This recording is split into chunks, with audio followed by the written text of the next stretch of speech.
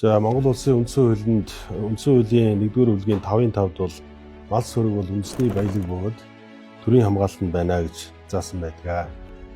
За тэгээд энэ хууль маань бас замын хөдөлгөөний 4-ийн 27-гийн 2-ын З гэсэн заалтаас болж за энэ заалт нь бол юу гэж байгаа гэхээр хатуу уучлалтай авцамд 50 м-ээс дотогш хариулгүй мал тэжээвэр амьтдыг оруулахгүй байна гэж ингэж заасан байгаа. Тэгээд яг одоо монголчуудын хувьд бол энэ өргөн удам бэлчээр газар нутагтай тал хээр хангайгаа босолсон энэ Монгол орны хувьд бол мал сүрэг маань ингэж одоо 50 м-ээс дотгошоо явж байна уу, хол явж байна уу гэдгийг одоо хянах одоо үнэхээр боломжгүй.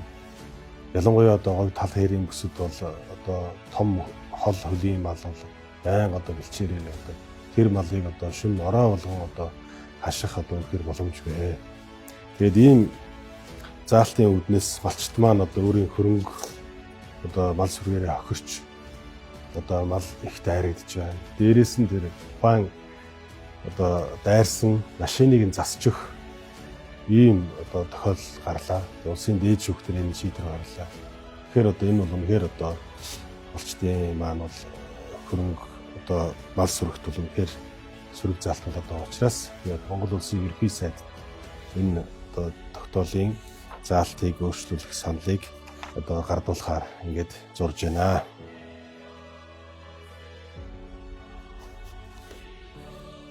Мөн одоо энэ төмөр зам дээр мал их дайрагдж байгаа. Тэгээд төмөр зам энэ авто зам гэдэг нүдэрээ энэ заалтаар орно. Тэгээд төмөр замд мал одоо 100 тэмээ нэг сумаас ихтэл 100 тэмээ дайрсан ийм хохирлууд гараад байгаа. Тэгээд энэ хохирлыг одоо огт төлөхгүйгээр одоо төмөр зам байгууллагууд ингээд яваад байгаа юм байна. Тэгэхээр одоо малчтын маань одоо амьдралд бол үлэмж хэмжээний огцруулж байгаа ийм үйл явдал болоод байна. За ингээд ерхий сайдын хүсэлтэд гардуулъя. За амжилт.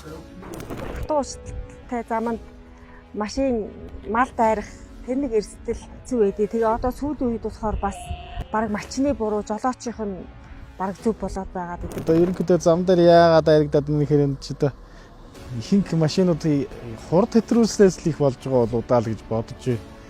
Бусдаар бол одоо хурдан тохируулаа явбал малч одоо бас нэг тэмээч бас нэг бага малтай адилхан биш бас нэлээд бие томтой учраас харагдах байдал гэл юм байна л да. Одоо бидний одоо ганц хамгаалж байгаа зүйл гэхээр одоо бас үзүүнд нэг цацруулж хийгээл тавьж явуулж ил байна. Одоо хээрээр голдохон байдаг болохоор.